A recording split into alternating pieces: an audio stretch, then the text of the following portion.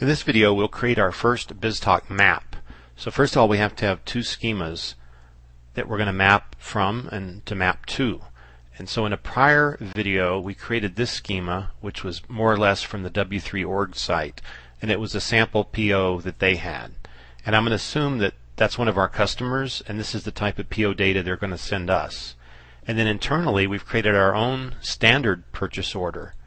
And so when other vendors don't send us our standard purchase order, what we have to do is map their purchase order to ours, and that's part of our business offering, is that we make it easy for people to make orders with our company. And so they can send us their schemas, and easily we can then map them to our data. And so this looks almost the same, just a couple of additional fields I've added. I basically named things slightly differently. And anyway, I did the schema offline. I still need to change this to like integer. And anyway, then we'll create our first map.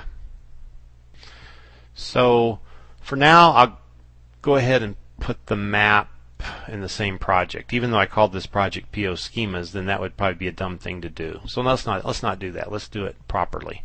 So we're going to create a new project to our solution. So we'll add a new project here, and we will call it PO Maps. Does that sound like a good name? We have PO Schema. We'll call this PO Maps, and pick BizTalk project empty. Okay, so now this is the first time we'll have to reference one project to another, and this is very common. There are two techniques to do this. One is you reference within your solution. The only problem with that is if you have different people who have different solutions, different developers, then you all have to kind of get together and do it the same way. The other way is to just reference the DLL on the disk. So we're going to do it sort of the easy way right now, which is not always the best way when you're doing this in an enterprise level environment with 10 developers. So I did a right click, add reference, waiting for the screen to pop up. We go to projects, and then I pick schemas, click add, and it puts it down here, and then I say OK. So now you can see here we have a link or a reference from PO Maps to PO Schemas. And now I'm going to click on PO Maps and say add new item, and I'm going to click map. This will be our first map. And so here we'll say something like map W3org to standard PO, or W3O PO to standard PO. Let's call it STD PO. So the map opens. You have a left side, a source, a right side, a destination, and in the middle you have the mapping grid. So we click on our source, and we don't have any schemas in this file itself, or they would appear at the bottom. So we have to go to References, Schemas, and then pick the schema we want there. So we're going to be mapping from the W3org schema to our standard schema. So we click there, and then we do the same thing here. We go to References, Schemas, and we click the standard purchase order schema.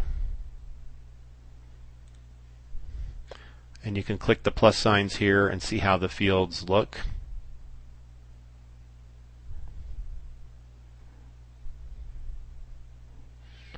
Actually, I see a little problem here. I'm going to have to go fix real quick. Okay, so now it looks correct. What you're going to start doing is mapping the fields that you can. So for instance, the ship to address is probably a good place to start. So we have country, would go to country, name would go to name, and then sometimes you'll find that things never map exactly right. So like over here they don't have two addresses, they only have a street. So we'll assume that the street is the address we want, and then we'll probably need to initialize or leave off address 2. Then we have city, state, zip. And then over here, notice we also have shipping courier and shipping method. So what we could do is maybe default those where if they don't specify their shipping method, we assume UPS or something like that. So since they don't have that, this is where the functoids would come in, and we'll do a complete lesson later on all the functoids. A common one to use just to set a value is string concatenate. You just concatenate one field here. And so I'm going to come over here and give it a value, and you click this little square box to give it a value. And I could say like UPS. And so I'm going to set the courier to UPS, and then I'll do another functoid, another string concat, and I'll copy the ship method, and then I'll set its value here, input parameters, to ground. So it's UPS, not overnight, but ground. Now we're going to map the bill to data. So we can scroll up and then open this over here, and we do the same thing. We have country, city, name, street, state, and zip. And here's the comment for the order. So what we did is we put our comment for the order on top. Notice here we have an order date, but here we have two dates. So order date would be the date the customer put on his order, and then here we might want to put the time that we received the order. So one way to do that, this would actually be the time that we ran the map, but that would be pretty close.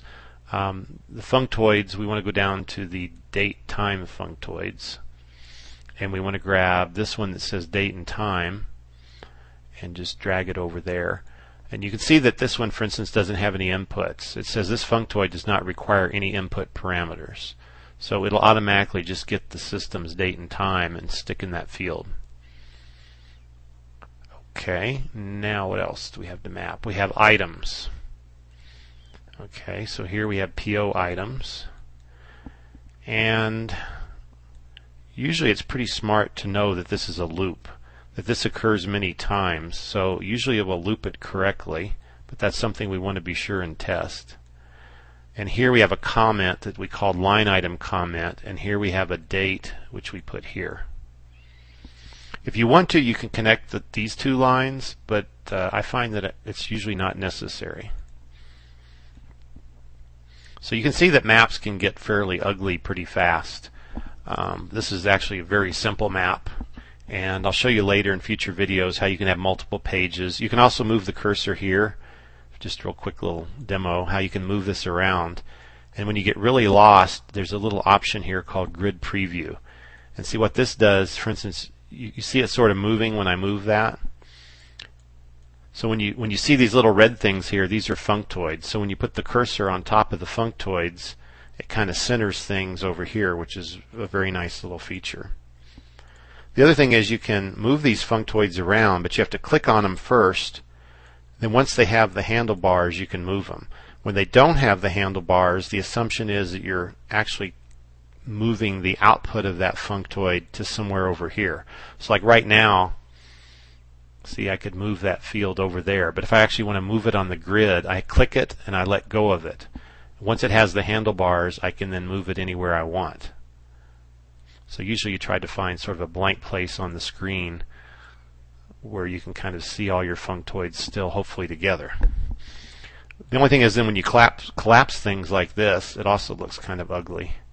So you see when we collapse something how the lines go dot dot dot. That means there's some field somewhere under ship to that's mapped to somewhere over here to some field under the PO ship to data.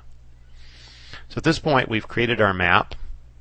I save it and then I want to test it. So to test a map is very similar to testing a schema. You first of all right click properties on the map, and here the first thing you want to make sure you turn off is this. You don't want to generate an instance. You want to usually use XML data. The second thing you want to do is change the name of the file you want to test with. So what I'm going to do, just to save browsing the disk, to me it's faster to come down here, and here was my sample data. So I'm going to come and grab that with a copy, Control C, and then I'm going to come back to my map here, go to properties, and I'm going to paste that file in right there. Okay, so now I'm ready to test my map. So I do right click, and there's test map and validate map. Usually I'm going to go ahead and do a validate.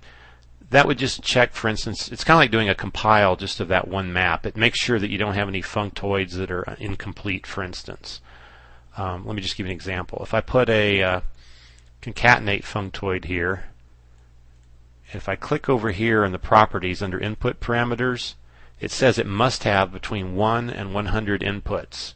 So like right here, this is how you give it inputs as to what you want to concatenate. And so 3 is okay, but if I actually were to delete these, 0 should not be okay. So if I try to validate the map now, it should tell me that I have a problem. And it actually, yeah, does it tell me that? It says exception caught, cannot load source destination schema. The file type does not exist. So what I need to do, just to be sure here, let's go to PO schema and let's do a rebuild, because this is using oftentimes the compiled version of your schema. So now let's come back here. Okay, our build was successful. Let's validate the map again.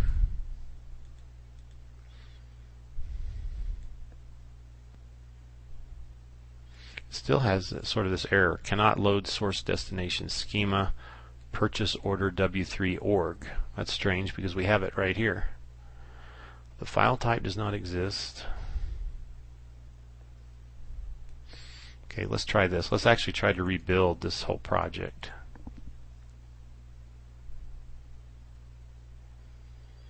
That's very strange. So it actually compiled, but yet we got an error when we tried to validate the map. Let's try it one more time. Validate map. Okay, this time,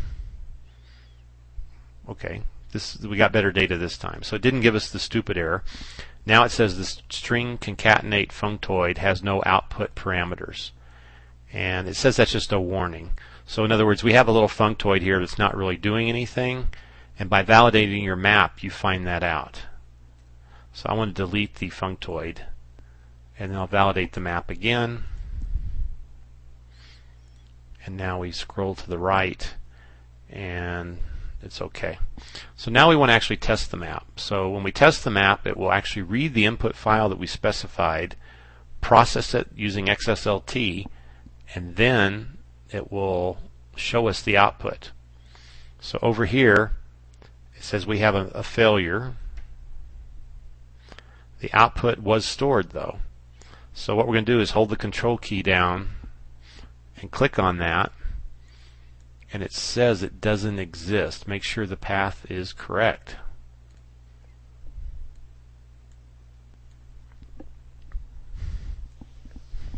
Okay, this is another mistake I made. When I changed the file down here, I actually changed the name, the root element here, so I never actually changed my data to go with it. So the data we were testing with here was this W3 sample, I think 800. So what I really need to do is, for instance, open this data, change the root element name to match that, and let's save it. And now let's copy that file name, and let's validate it against the schema first, because if our data doesn't validate against the schema, then it's certainly not going to map. So right here, we're going to go to the schema properties, and we're going to put that input file name here, and then we're going to right click validate instance, which we've done in prior lessons, prior videos. And this says that now it did validate. However, it does say the start tag on line 1 does not match the end tag. Okay, so a minute ago I changed the root element here, but I did not change the closing element, so it wasn't even well-formed XML. So now I want to validate this schema instance again. We still have an error. It says build 2 has an invalid child element called city, and it's expecting state. So here, that's under build 2. Let's just double check. So here we have name, street, city, state, zip. And in our data file, I have name, street, city, state, zip. Okay, so there's a little subtle thing here. Apparently I had to rebuild this a while ago, and I accidentally put city as an attribute instead of an element. So I need to delete that. Insert element city, and I need to stick it back in the right place, which is right there. Which means I'm going to have to rebuild this. And now let's validate the schema again. Validate the instance. So that time it worked. No validation errors. And now I need to check that my map is still good. So when I change the schema and I have a map open here, usually what you need to do is at least rebuild, if nothing else, because in our map here we just changed city from one format to the other. So let's just do a rebuild here. And notice we did get an error saying the map contains a reference to a node that is not valid. Okay, so I'm going to save this. And what we're going to do is right here click Replace Schema. And we're just going to pick the schema again.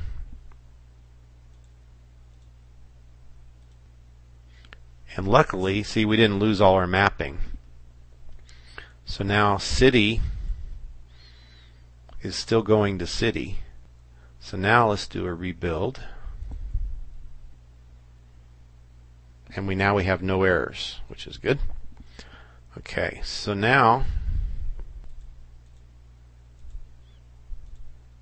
I'll close this window. We're ready to test our map again. So just to be sure we're testing with the same file. This was the file we were testing our schema with. And we want to test our map with the exact same file. So here we're going to go to Map, Properties, and it actually was a different name.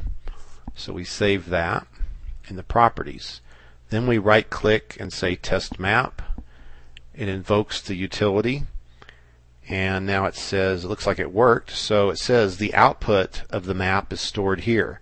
And if you scroll over to the right, any file that's underlined again, you can hold down the control key and then click on it. And it will open the data after the mapping has occurred. So here we have our file with the two products they've ordered. And this is the John Doe Corporation.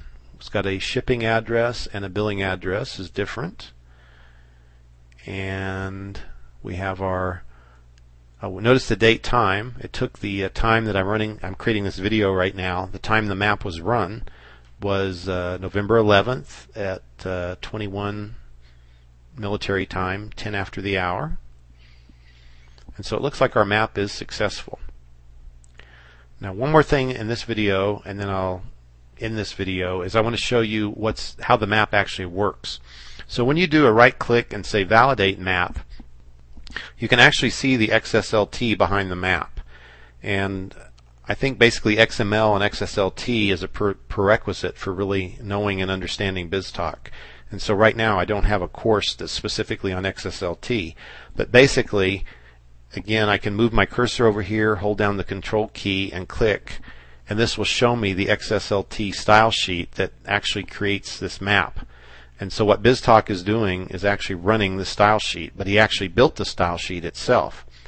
And if you've written XSLT before, you might find this a little bit hard to read even, because he does things like create variables, and then the other thing you'll see down here if I scroll to the bottom is it actually has C# code embedded in the style sheet. And so right here you see it's a standard extension to a style sheet to be able to put JavaScript or C# or whatever language into your style sheet. And that's the way Microsoft chose to implement it. So sometimes they will do things in a C# that in regular XSLT you would use an XSLT function for.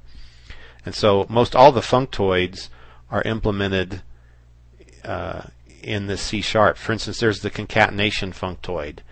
And if we only have one parameter, it just basically returns that one parameter. If I added another concat functoid that had 3 parameters, it would have, say, like here, string param 0, 1, 2, and it would say return, and it would simply concatenate param 0 plus param 1 plus param 2. And here's our current date and time, which is 5 lines of code. So it actually gets the date and time using the standard C# method, and then it has to manipulate it to turn it into a legal XML date time. So this is your style sheet. Notice real quick a couple other little things. You've got a template here. It matches on the root element, and then here you match on another element, and then here's where the mapping occurs. So you can study that on your own if you want to know more about it. So this concludes our demo of how to create a map in Visual Studio, and then in the next video we'll actually run the map by using it in a receive location or receive port.